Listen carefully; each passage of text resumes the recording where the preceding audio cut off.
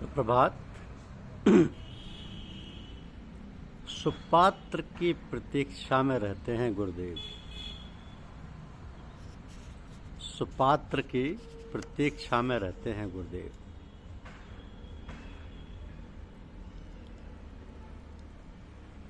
देखिए,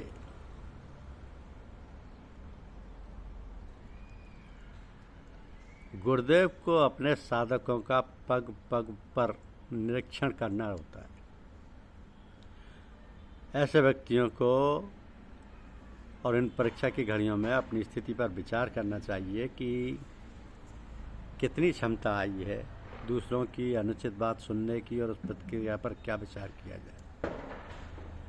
दुनिया में रहकर ये लोगों के संपर्क में आकर ये सब कार्य करने तो ऐसी दशा हो जाए कि अहित चाहने वाले के लिए भी ईश्वर से प्रार्थना होने लगे कि उसका कल्याण हो। तो समझना चाहिए कि सत्संग में या किसी महापुरुष के पास जाने का लाभ है, क्योंकि अगर आदतें नहीं बदली तो बेकार है। ये सब बात करना और समझना, यही तो मन की सफाई है।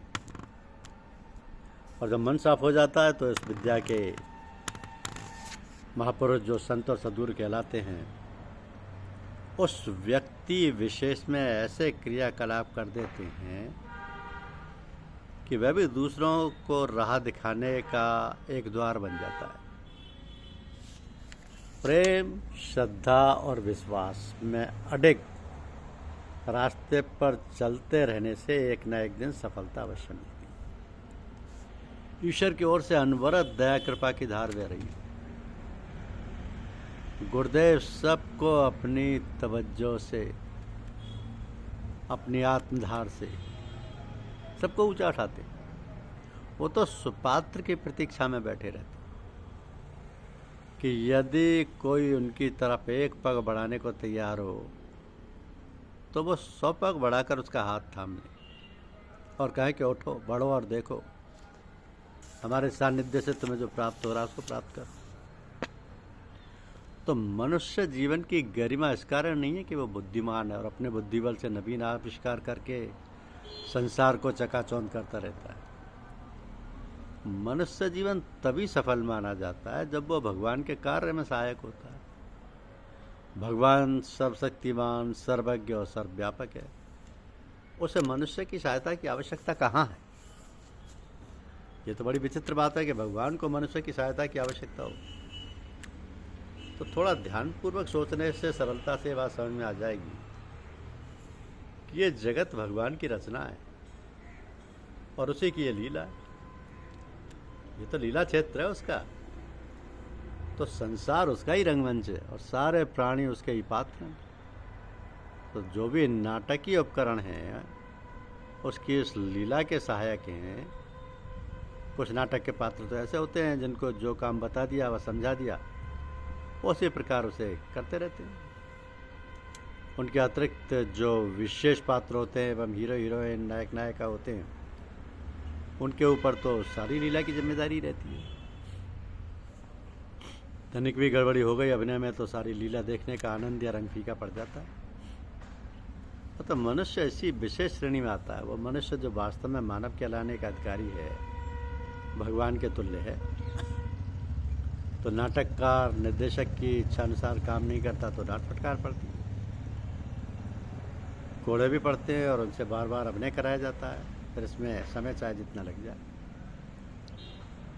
तो सांसारिक नाटक और सिनेमा के लिए जो फिल्म बनती है उस पर कितना समय लगता है, कितना रुपया खर्च होता है, बहुत लोग जानते हैं और अखबारों में तथा दूसरों के द्वारा लोगों को सुनने को मिलता है। इसी प्रकार मनुष्य भगवान के कार्य में सहायक होता है कि जीवन प्रत्येक मनुष्य का उसके कर्मानुसार निर्धारित है और वह जब तक सफलतापूर्वक कार्य नहीं कर पाता है तब तक उसे बार बार जन्म लेना पड़ता है। बार बार जन्म लेना कोई हर्ज की बात नहीं है, और हर्ज भी हो तो क्या, अपने हाथ की बात तो है नहीं कि जब चाहे अपने जन्म लें और ना चाहे तो ना लें। कर्मफल भोगने के लिए जन्म लिया जाता है और जैसे कार्य होते हैं उसी प्रकार फल मिलता है। तो मरते समय जैसी बुद्धि होती है उसी के अनुसार योनि मिलती है। अंतमति सो गति। अब जन्म लेने में जो घबराहट और परेशानी लोग महसूस करते हैं वो है गर्भ की यातना। इसका वर्णन शास्त्र में आया है कि बच्चा झिल्ली में लिपटा हुआ, हाथ पैर सिकोड़े हुए पेट में पड़ा रहता है। माता जो भोजन करती है, कड़वा, खट्टा, चटपटा, उस सब का असर वो महसूस करता है और इतना त्रस्त रहता है कि बस हर वक्त भगवान से प्रार्थना करता रहता है कि इस मर्द से छुटकारे दिला। वो कहता है कि हे प्रभु, अब भविष्य में नहीं करूँगा, किंतु इससे क्या है, वो तो 9 मास का जेल खाना भोगना ही पड़ेगा, तब कहीं छुटकारा मिलेगा। और जन्म लेते ही जो ही वो पृथ्वी पर आता है, धीरे धीरे पिछली सारी बातें भूलता जाता है। अब छोटे बच्चे सोते सोते रोते हैं, कभी कभी हंसते हैं, कभी कभी चौंक जाते हैं। ये सब पिछले संस्कारों की याद से होता है। इस जन्म में अभी तो कुछ किया ही नहीं, यहाँ तक कि विचारों की शक्ति भी प्रस्फुटित नहीं हुई। इस प्रकार धीरे धीरे जैसे संसार के सत्सर्ग में वो आता जाता है, पिछली बातें भूलता जाता है और दुनिया की वस्तुओं से, जैसे खेल खिलौना में माँ बाप भाई बहनों से जो भी निकट संपर्क में आता जाता है, लगाव बढ़ता जाता है और माया जाल में फंसता जाता है। तो ये सारी बातें सब आप लोग जानते समझते हैं और देखते ही हैं अपने घरों में कि शिशु जीवन पराधीन है। माँ ने पुकार सुन ली तो ठीक है, नहीं तो पड़े रो रहे, बिस्तर पर ही मलमूत्र में सने पड़े। इस प्रकार जीवन का क्रमशः विकास होता जाता है।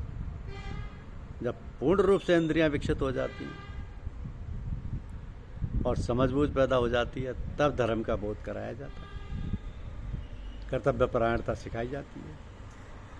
तो कौन से कर्म करने योग्य हैं, कौन से त्याज्य हैं, ये बताया जाता है।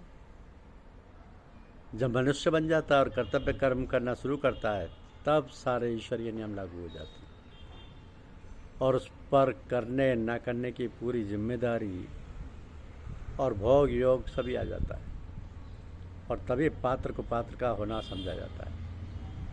ऐसी अवस्था में जो भगवत परायण होते हैं, भागवत नियमों का पालन करते हैं, वे ही नाटक के, लीला के सफल पात्र समझे जाते हैं। धन्यवाद। YouTube चैनल को लाइक और सब्सक्राइब अवश्य कीजिए। शुक्रिया।